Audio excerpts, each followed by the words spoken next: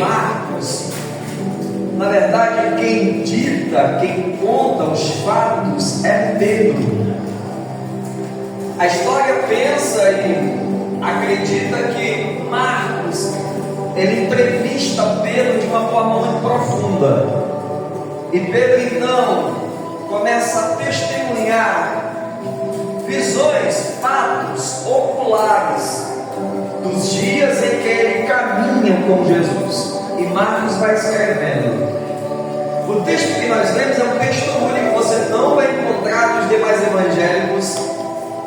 A Bíblia afirmando que Jesus era carpinteiro. No Evangelho segundo escreveu Lucas, o texto narra falando de Jesus, filho de José, o carpinteiro. Mas quando começamos a entender, Marcos, e a estudar sobre a cultura judaica oriental, no velho mundo, querido, era muito comum os filhos aprenderem a profissão do pai. Quem está me escutando? Era muito comum o pai ser ferreiro e o filho se tornar um ferreiro. Era muito comum o pai ser um carpinteiro e o filho aprender a carpintaria. Era muito comum o pai ser pescador e o filho aprender o ramo da pesca. Assim também era no Nordeste. A gente aprendeu a plantar e sabemos plantar.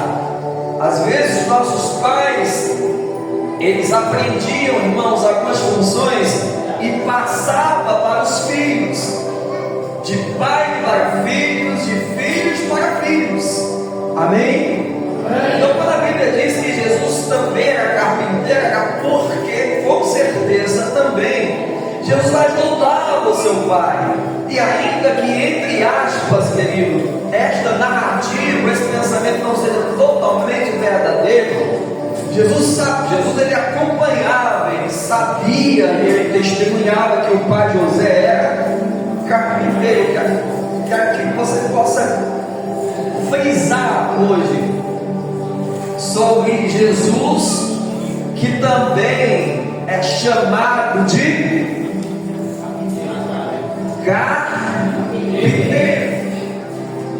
A introdução à administração, irmãos, ela vai falar de alguns pontos que vai nos tratar de uma forma muito carinhosa, muito amorosa, muito cuidadosa. Só para você ter uma ideia, amados, há um texto que eu queria ler com você, Êxodo, capítulo 37. E cadê a menina subindo Isso, alguém, quando o pessoal mudar da sua pastinha tiver no computador, aí não sai do computador. Saiu, chama outro. Quem pode dizer glória a Deus? Êxodo, capítulo 37, versículo 1. Êxodo, capítulo 37, versículo 1 e 2. Capítulo 37, versículo 1 e 2. Êxodo, está aqui? Então abre comigo lá. Êxodo, capítulo 37, versículo 1 e 2. Diz assim: fez também Bezalel a arca de madeira de acácia. Diga acácia. Alguém está comigo? Diga acácia. Amém. E fez também Bezalel a arca de madeira de acácia. O seu comprimento era de 2 côvados e meio, e a sua largura de 1 côvado e meio, e a sua altura de 1 côvado e meio. Versículo 2, já está aí? E cobriu-a de quê? Aqui está aqui, ó. Cobriu de quê? A caixa de madeira. De quê? Madeira. E depois que esse moço, esse Bezalel, fez a arca de madeira, a Bíblia diz que ela depois foi coberta de ouro. Estou com o cabelo arrepiado. Por dentro e por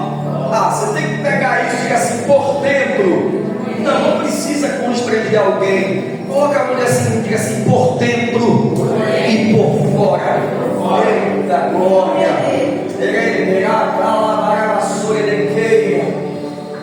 E por fora fez-lhe uma coroa de ouro ao redor. Que projeto era esse? Que projeto era esse? Nada mais, nada menos do que a arca poderosa do Senhor. A arca que era levada para as batalhas, e Israel vencia todas as batalhas. Era o lugar que Deus se manifestava, era a totalidade de Deus na terra. Mas quando olhamos para a placa, sabemos que ela era de madeira.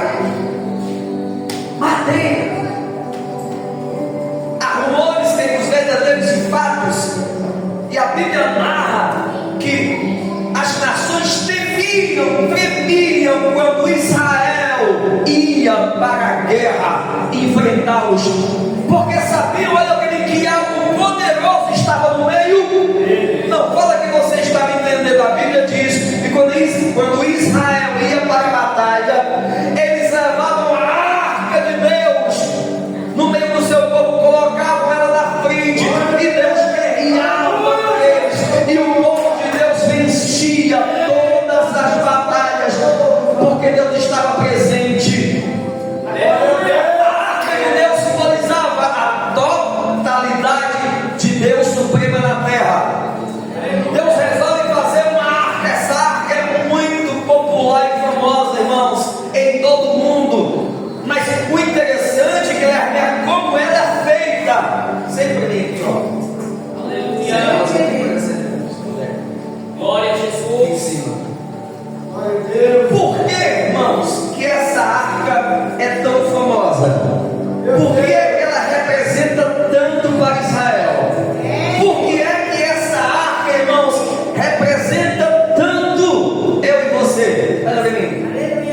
Você tem uma ideia? Você tem uma pequena ideia porque essa arca representa demais a mim e a você? Israel estava no deserto. Deus chama Moisés, e diz: Moisés, faz uma arca de madeira. O local, o território que Israel habitava, irmãos, o local, a geografia do lugar era comum, irmãos, encontrar em madeira de acácia. Na verdade, detalhe era e é que a acácia, irmãos, era e é uma madeira feia, sem beleza, sem formosura, cheia de nós, cheia de defeitos. Os especialistas dizem que é a pior madeira para trabalhar, para fazer móveis ou quaisquer que fosse o artifício. Mas o interessante é que a madeira de acácia também tinha suas qualidades. É uma madeira, irmãos, dura, resistente, madeira que resistia, irmãos, tempo, chuva, vento. Ela não se dissolvia, se destruía facilmente. Ela resistia a muitas pestilências, cupim, vamos dizer assim, você entendeu no plural brasileiro. Tá, pastor, mas eu não estou entendendo. Deus escolheu a madeira de acácia que poucos queriam trabalhar. Mas, irmãos, Deus não enxerga só uma madeira feia, olha para mim. Deus não enxerga apenas uma madeira cheia de nós. Deus não enxerga apenas uma madeira descartável. Ele também enxerga uma madeira resistente, uma madeira firme e valiosa. Pastor, não estou entendendo. A unção de Deus tem defeito?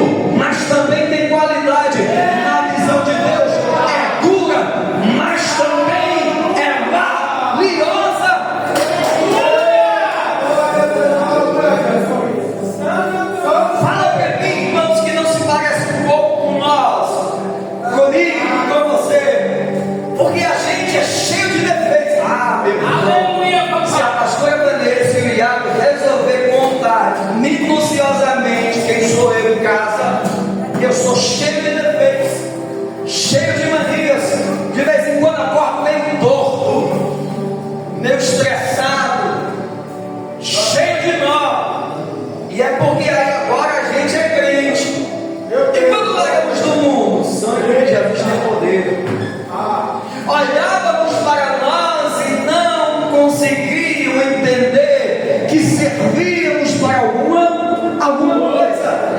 Alguém está me ouvindo, pelo amor de Deus? Aí Deus olhou e disse: tem nó, tem defeito, é marruda, é estressada, é grosso, mas eu escolhi.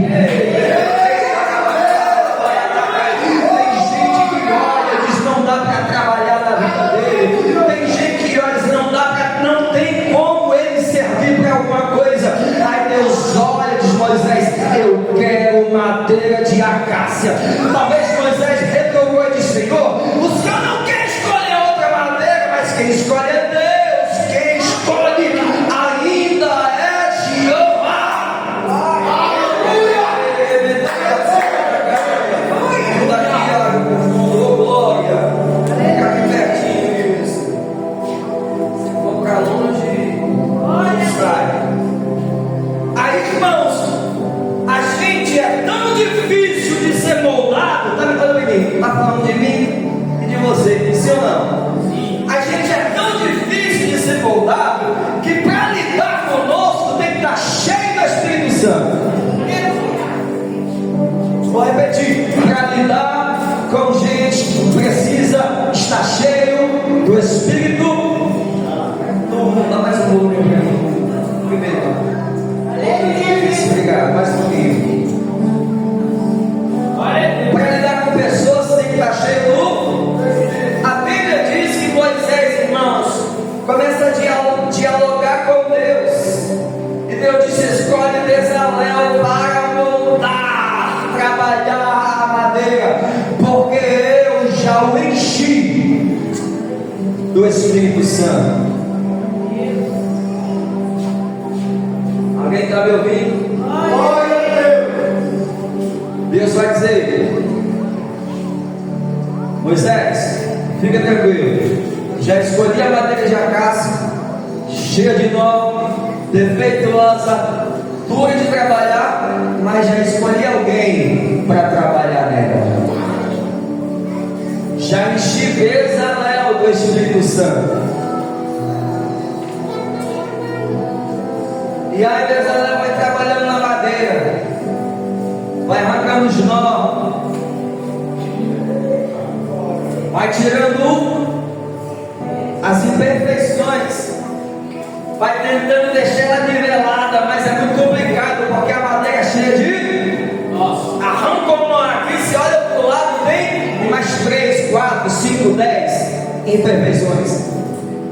Por quê? Porque, irmãos, se não tiver calma, tranquilidade, paciência e perseverança, nós desistiremos da madeira de acácia. A minha impressão é que você não está entendendo. Só para entender, olha para alguém assim: você hoje é madeira de acácia. Agora o interessante: madeira que Deus escolhido. Se fosse você, eu batia assim, quer saber? Eu sou cheio de nó, mas Deus me escolheu. Quer saber? Eu sou cheio de imperfeição, mas Deus escolheu. Aí Deus escolhe e enche o seu cérebro do Espírito Santo para trabalhar a madeira. Mas quando a casa de madeira é terminada, ainda dá para ver os. Nossa, meu Deus, olha aí, Jesus. Fala, Senhor.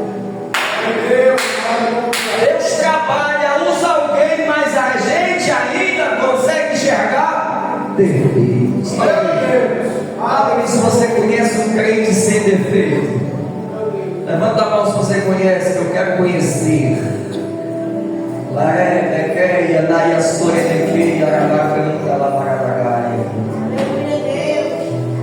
Aí Deus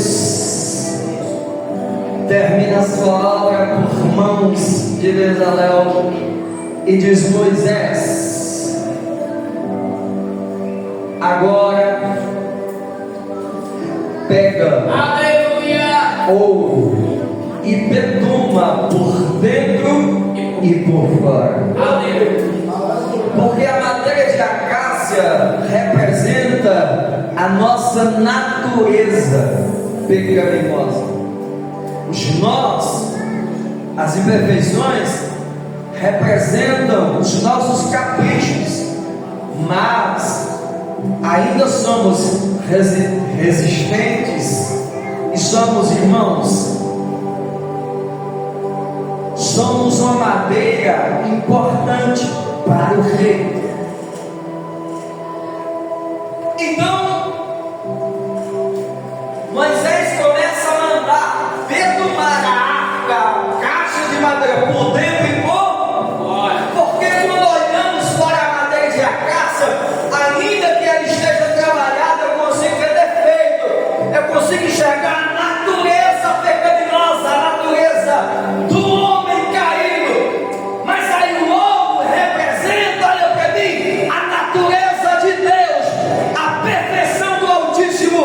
É Deus dizendo: olha, tem defeito, é descartável para muita gente, mas eu vou colocar a minha natureza, porque quando olharem para Ele, não verão apenas as imperfeições, verão a minha glória, a minha face, verão a minha presença na vida dele. Fala para o teu irmão, diga: meu irmão, terá dias, diga pelo amor de Deus, diga: meu irmão, terá dias que verão os meus defeitos, diga assim: mas verão dias que presenciarão o Todo-Poderoso usando a minha vida. Tem dias que verão a glória de Deus na minha face. Eu não estou preocupado com a tua reação, mas eu sinto Deus nesse lugar, e Deus te trouxe para dizer para você: eu coloquei a minha natureza em você, ainda que alguém não enxergue, mas eu coloquei o meu Espírito na tua vida.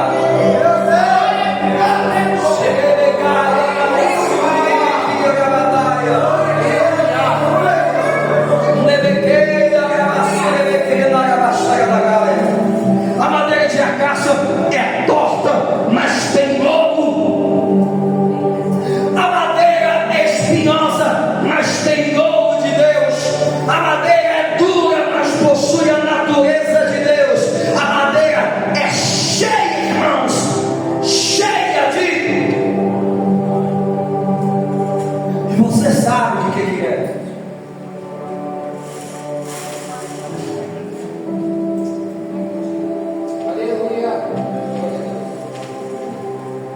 O problema é que tem muita gente que está querendo ser reconhecido, porque a glória de Deus está na sua, exaltado, aplaudido, e esquece que é madeira e que só é alguma coisa porque tem a natureza de Deus. Mas a Bíblia faz questão de nos explicar quem somos, quem éramos. Coloca para mim Isaías 64, versículo 6.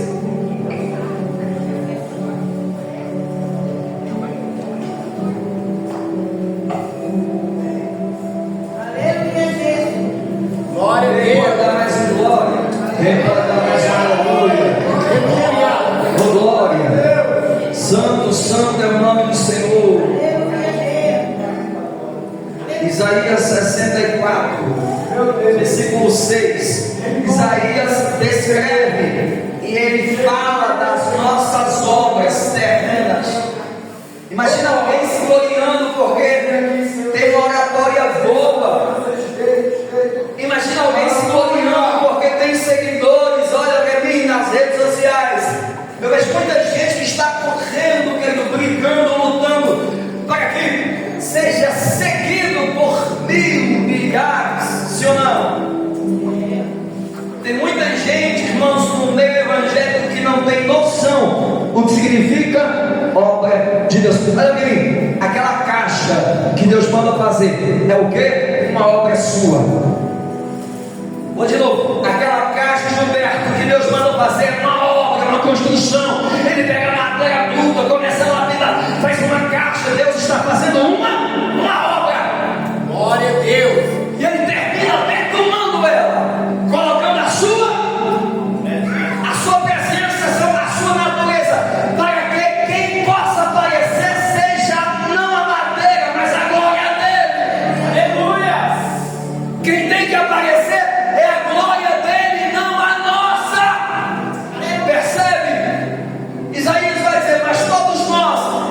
no plural, Isaías está com vontade, irmão, de pular aqui.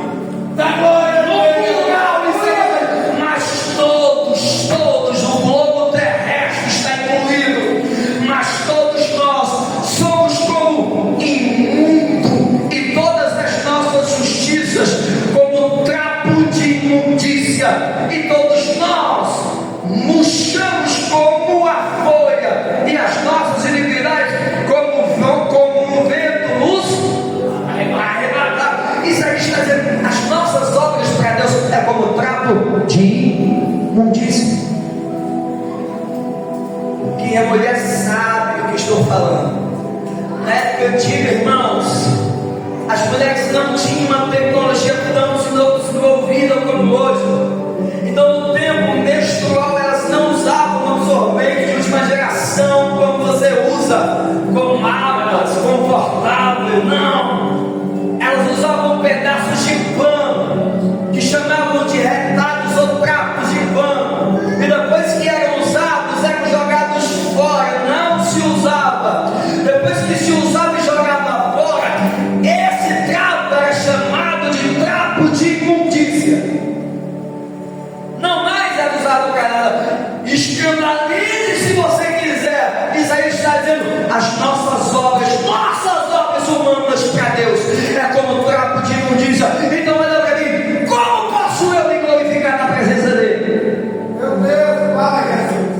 Entenda como posso eu me exaltar. Não preciso, eu dou um passo para trás e deixo que a glória de Deus possa aparecer. Eu vou de novo, eu dou um passo para trás, eu recolho a minha humanidade, eu não apareço porque eu sou caixa defeituosa, eu deixo Deus aparecer. Eu pergunto que a glória de Deus possa tomar de conta da minha vida. Eu não falo mais o que quero, mas eu abro a minha boca e digo, Espírito Santo, toma a minha boca, usa a minha vida, toma o meu ser. Aleluia. Glória a Deus. Poderoso.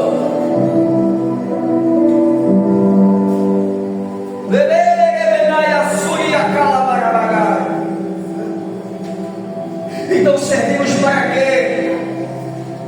Porque, pastor, você está denegrindo as obras humanas, destabilizando o que faço para Deus. Esta não é realmente não é o que parece.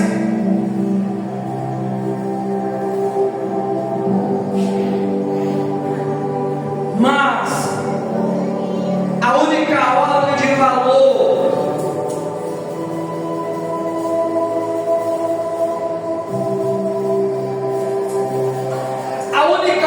que é recebida, reconhecida e que foi nos dada e que muitos não querem ou se recebem e estão usando pouquíssimo.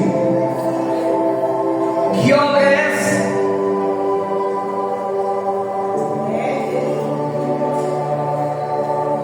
A única obra de valor é oferecer ao nosso próximo o que recebemos dele, pelo qual já fomos comprados por ele. João capítulo 3, versículo 16.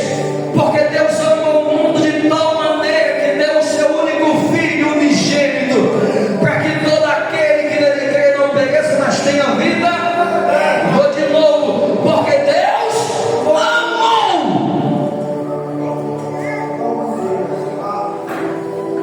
Isto é a natureza de Deus. Somos a caixa de madeira de acácia, incapazes de amarmos uns aos outros como Ele nos amou. Mas sabendo Deus da nossa incapacidade, nos deu o Espírito Santo da verdade, que nos convence do juízo, do pecado, da iniquidade, da mentira, da inveja, da porfia.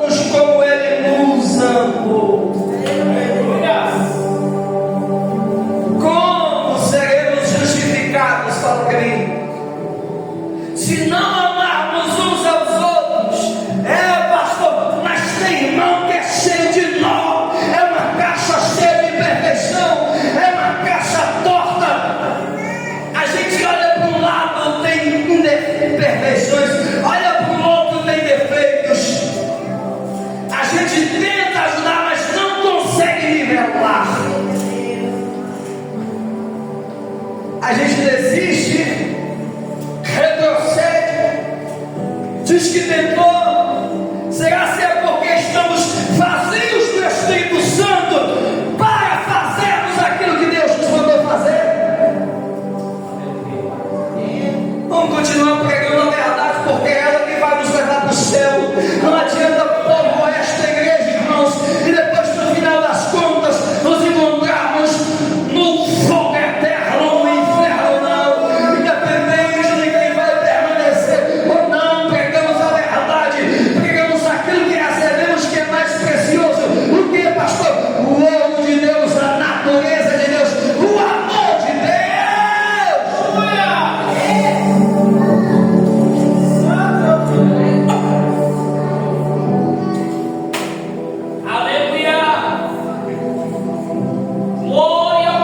Tem pessoas que não vão ser ganhas, evangelizadas, conquistadas pela minha obra humana, o jeito de falar, de me vestir. Elas precisam enxergar a natureza do Altíssimo em mim. Isto vai conquistá-las.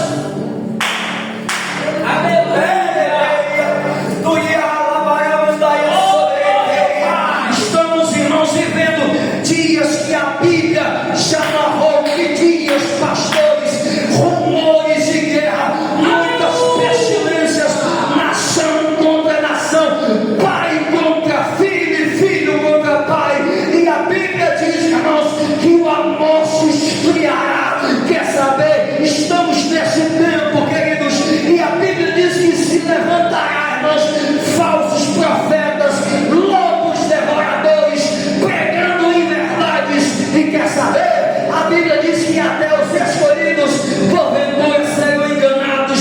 É tempo, irmãos, de voltar às primeiras obras. É tempo de voltar a ser o crente que éramos quando nos convertemos. É tempo de deixar a glória de Deus se manifestar na minha e na tua vida.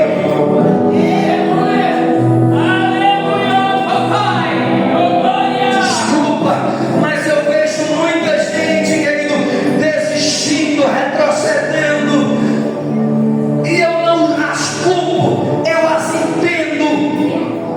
Eu não as culpo, eu entendo.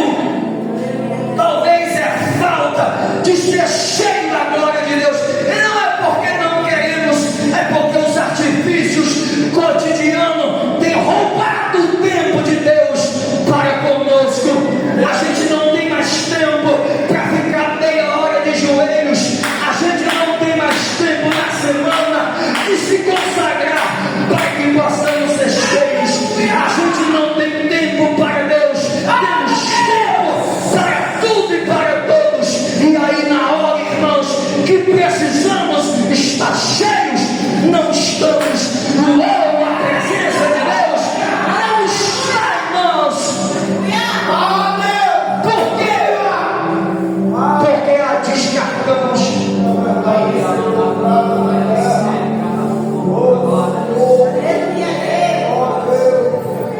Eu estou pregando isso porque eu sei quem é você. Deus também sabe. Obrigado.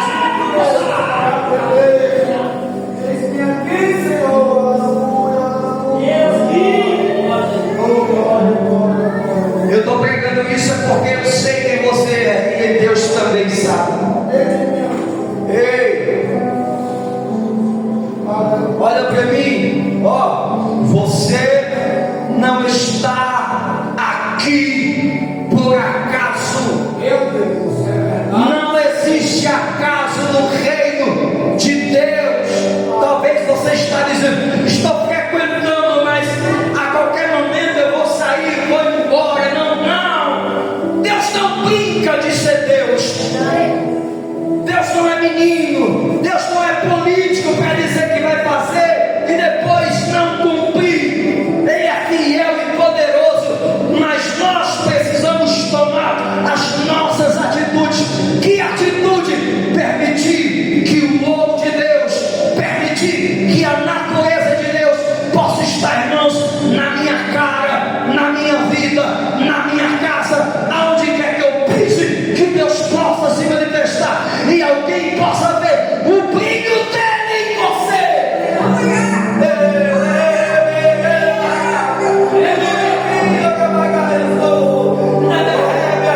Como ele verá em nós que nós perdoamos mais do que o ímpio.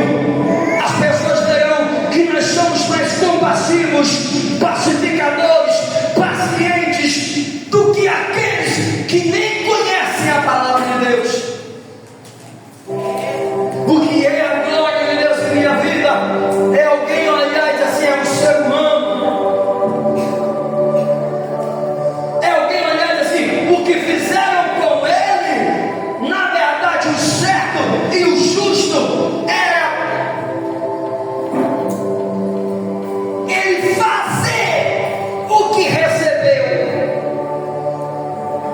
Eu já vou pro fundo.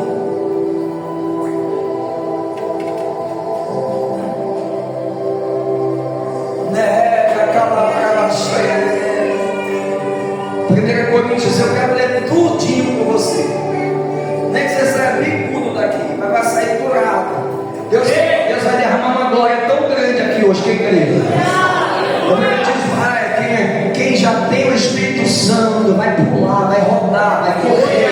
E quem não tem, irmão, se começar a pedir, Deus vai batizar, Deus vai renovar.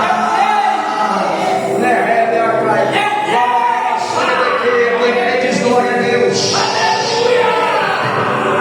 Tem uns gravetinhos de Deus no nosso meio. Aqueles gravetinhos que você não precisa soprar muito. Você só faz assim, ó. E ele pega. Ele começa a dar glória. E daqui a pouco quem está perto começa a glorificar também. Daqui a pouco quem estava querendo dormir com sono começa a acordar e sentir o coração queimar. Porque esse lugar é lugar de fogo de Deus, de presença de Deus.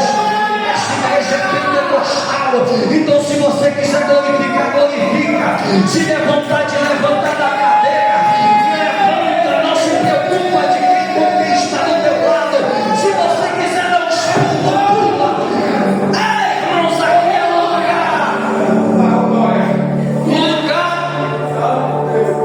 lugar que somos moldados. Lugar que somos, irmãos, cuidados. Aleluia! Lugar que nós somos revestidos. E o que eu amo mais, lugar que nós somos tratados. Se você tem essas qualidades, vai se identificando aqui, ó, no teu coração. 1 Coríntios capítulo 13. Não, pastor, ficou parado muito tempo. Diz assim: lembra comigo, versículo 1. Ainda que eu falasse a língua dos e dos anjos, e não tivesse ouro.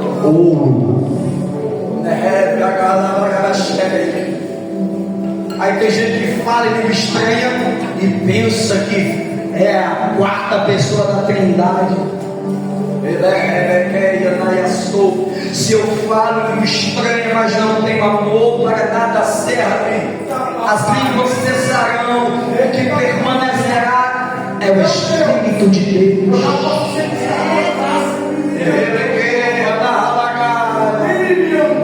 E não tivesse amor, seria como metal que soa, ou como sino que tine. Próximo, vai colocando, é o 13. E ainda que tivesse o dom de profetizar, cadê os profetas? Povo, irmãos, que profetiza e é dom, é de Deus, mas não adianta profetizar e no outro dia não perdoar, usar os outros, pregar Santa Ceia, vai doer, mas vai curar, não adianta entregar uma palavra poderosa e no outro dia não perdoar.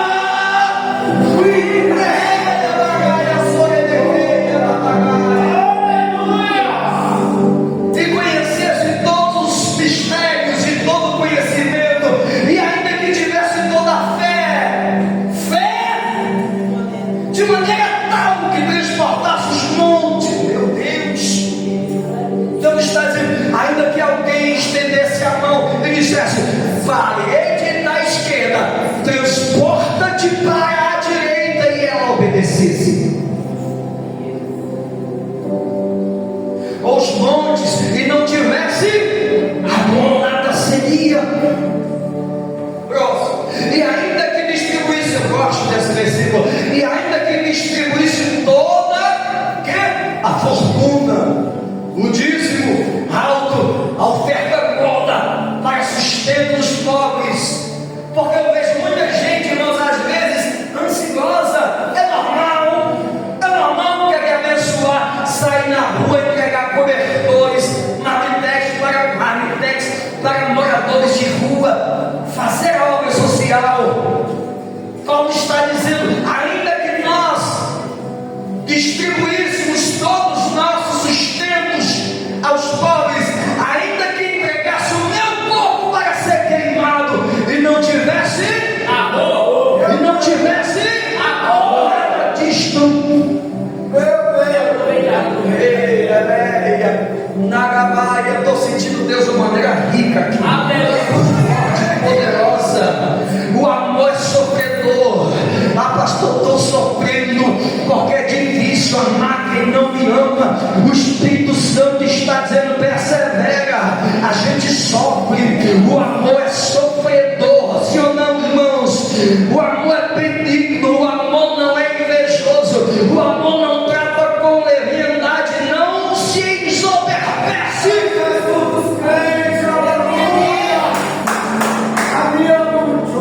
Não se importa com indecência. Não busca os seus interesses. Não busca os seus interesses.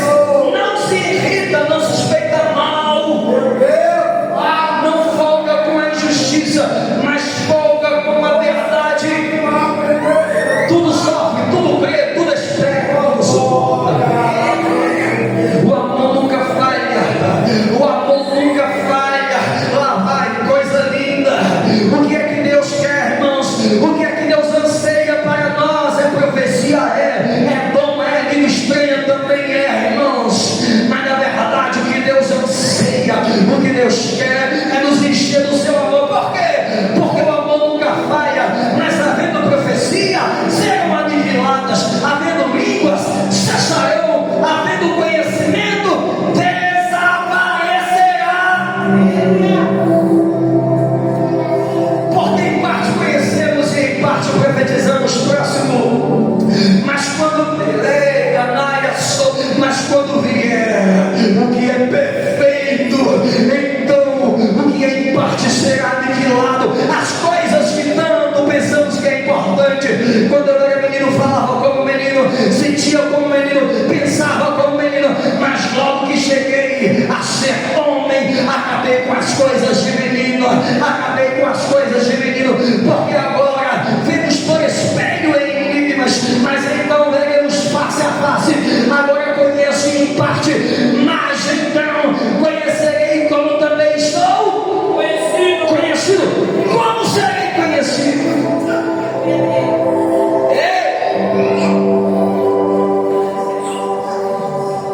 Olha para mim. Como eu serei conhecido?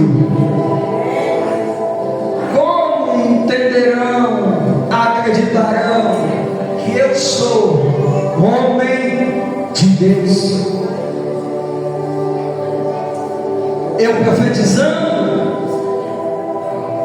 eu distribuindo toda a minha renda, jejuando, dando meu corpo para ser queimado. É assim que seremos reconhecidos como homens e mulheres de Deus. Agora, pois, permaneço na fé e na esperança e o amor. Estes três, mas o maior,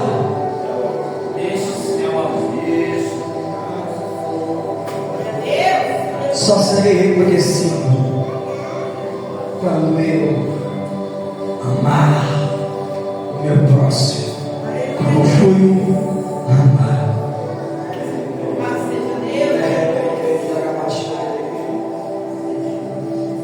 Coloca para quem estamos finalizando João capítulo 13, versículo 34. Jesus, quando estava se despedindo dos seus discípulos, olha para mim, ele foi muito repetitivo de algo. Vou de novo. Jesus, quando estava talvez poucas horas de ser, irmãos, levado para ser açoitado e crucificado, ele prega a sua maior e mais importante mensagem para os seus discípulos. Ele começa em João capítulo 13, versículo 34.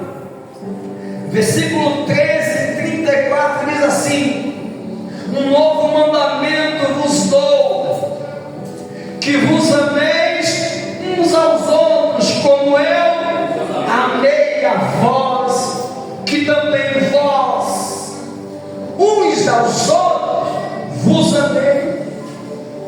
Jesus vai, irmãos, continuar pregando, e agora no capítulo 15, do mesmo evangelho de Jesus que escreveu João, capítulo 15, o versículo 12, ele vai dizer assim, tenta colocar rapidinho para mim, olha, 15, versículo 12: o meu mandamento é esse. Qual? Imagina, olha para mim, você perguntando: Jesus, como eu faço?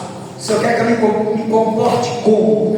Como é que o Senhor quer que eu exerça o meu ministério cristão? Eu estou rouco, não tem problema, vou continuar. O meu mandamento é esse, que vos ameis uns aos outros, e assim como eu vos amei. Ele continua pregando mesmo capítulo 15, versículo 16 e 17. Olha o que está escrito: não me escolhestes vós a mim, mas eu vos escolhi a vós e vos nomeei, para que vades e o vosso fruto permaneça, a fim de que tudo quanto em meu nome pedis para o Pai, ele vos conceda. Aí tem gente que começa: eita glória, eita que Jesus me escolheu. Esquece, irmãos, de ler os demais versículos, esquece de ler todo o texto. A gente não tem tempo mais, irmãos, de parar para ouvir Jesus falando. A gente pega um versículo e muitos nem pegam todo o versículo, pega a parte C do versículo porque ele convém, pega a parte B do versículo porque ele convém, pega um versículo, irmãos, que nem entende, mas alguém pregou, falou e ele colocou no coração. O versículo 17, Jesus vai dizer assim, versículo 16, escuta isso, ele vai dizer assim: você não queria estar na minha presença, mas eu fui lá, peguei pelo braço, fui lá e disse: Letícia, eu quero você na marinada. Esqueci o nome do varão, é o Rodrigo. Você não queria, Rodrigo? Se a gente pudesse escolher, não se escandalize, eu não estaria aqui sofrendo essa pressão, porque dá uma pressão violenta nesses dias. Mas Jesus disse assim: você não queria, mas eu escolhi e te deu um nome. Aleluia! E você vai dar fruto, rapaz. Versículo 17: isto vos mando.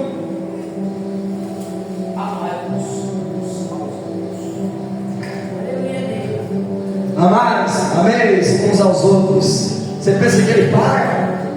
Vamos ver com o capítulo 17. Aqui eu amo. Vamos parar por aqui. 17, versículo 20. Último, que eu fecho tudo aqui. Ao capítulo 17, versículo 20. E não rogo somente por estes, quem eram os que estavam com ele no momento. Jesus está fazendo a sua última oração. Ele está dizendo: agora eu rogo não só por vocês, mas por estes também. E não rogo somente por estes, mas também por aqueles que pela tua palavra eu te creio. Próximo.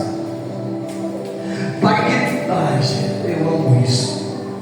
Jesus preza para que todos sejam um, como tu, ó Pai, és em mim e eu em ti.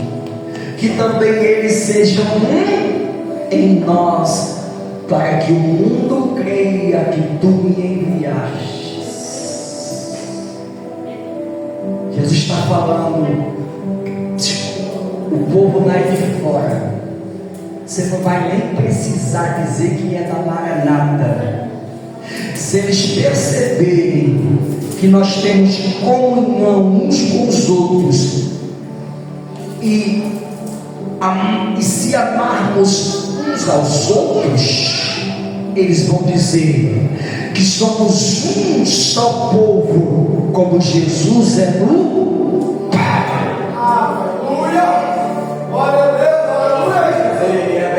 O mundo vai reconhecer que Ele nos chamou, e o mundo vai reconhecer que Ele nos nomeou, e o mundo vai reconhecer que você carrega a presença, e o mundo vai reconhecer que você está cheio da presença de Deus.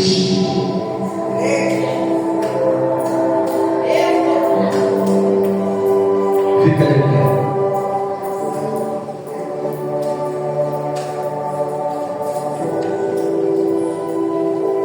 Alguém vai perguntar um dia para Jesus: Jesus, que faremos para executar as obras de Deus? Jesus vai dizer: porque a obra de Deus é esta, que creiais naquele que o Pai vos enviou.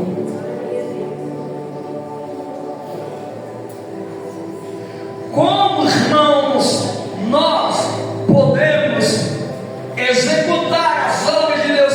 E como alguém pode enxergar que eu sou obra? Se alguém percebe que eu escuto a voz de Deus pelo Espírito Santo, se alguém entende que eu creio e executo, ele vai dizer: antigamente andava todo errado, mas agora escuta a palavra e coloca em prática. Deus está fazendo uma obra na vida dele.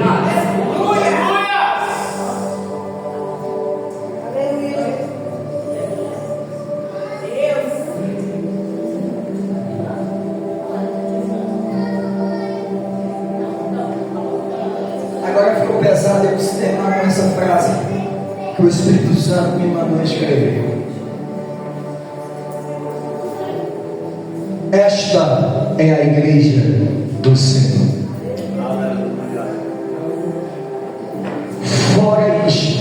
Fora este proceder, não se poderá nomear como igreja de Jesus Cristo. Pastor, mas eu sou um problema. Se ainda é caixa toda torta. Mas não esqueça, Deus perdoou por dentro e por fora.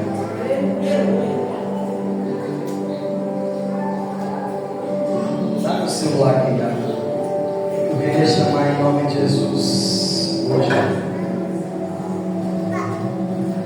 a diaconisa Solidão. Hoje vem aqui. Vamos fazer o seguinte: deixa as palavras, vamos usar os varões. Diácono Iago e obreiro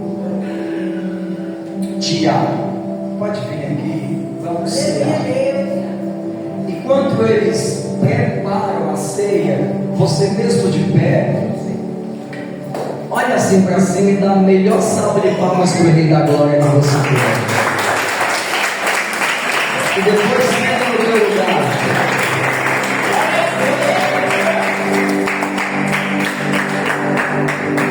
Senta no teu lugar e começa a meditar, começa a dizer: Deus,